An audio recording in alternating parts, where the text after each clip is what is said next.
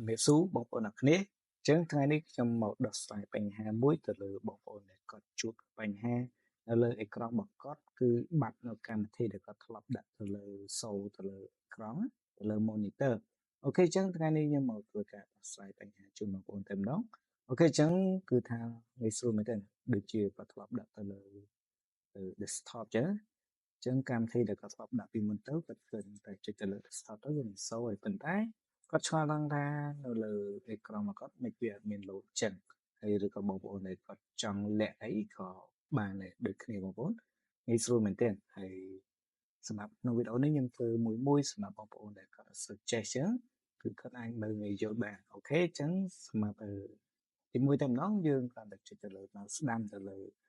អេក្រង់របស់យើងកន្លែងណាមួយទៅបងប្អូនអញ្ចឹងមកស្ដាំបងប្អូនស្វែងរកនៅពាក្យថា view នោះមានថាគាត់ចង់សូអីមួយចឹងណាហើយចំពោះ Windows វាទោះបី Windows 10អីក៏វាដូចគ្នាដែរបងប្អូនអញ្ចឹងទៅបងប្អូនងាកទៅមើលខាងស្ដាំហើយខាងស្ដាំគេសរសេរពាក្យថា show desktop icon អូខេគាត់កាន់តែបងប្អូនចុចទៅលើកន្លែងហ្នឹងមកវានឹង show ដែលកម្មវិធីគាត់ដាក់ពីមុនហ្នឹងគឺថា load ចេញមកវិញហើយអូខេអញ្ចឹងរាប់ចុចគ្រីសមួយទៅបងប្អូនអូខេអញ្ចឹងរាល់កម្មវិធីដែលខ្ញុំបានធ្លាប់ដាក់នៅលើ desktop គឺវា show ចេញមកវិញទាំងអស់ឬក៏បងប្អូនចង់លាក់អីគ្រាន់តែដោះ tick នឹងវិញទៅគឺថាបានហើយបងប្អូនគឺលឿនងាយស្រួលមែនទែនហើយ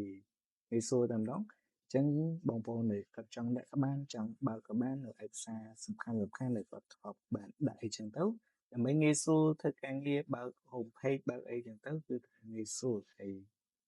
បងប្អូនដែលគាត់ចង់លាក់ក៏បានដែរគឺថាល្អស្រាប់តែគាត់ចូលចិត្តបែប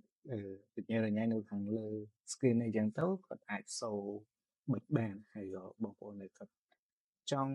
សូលឿនចង់ចេញចូលកម្មវិធីលឿននៅលើ desktop អី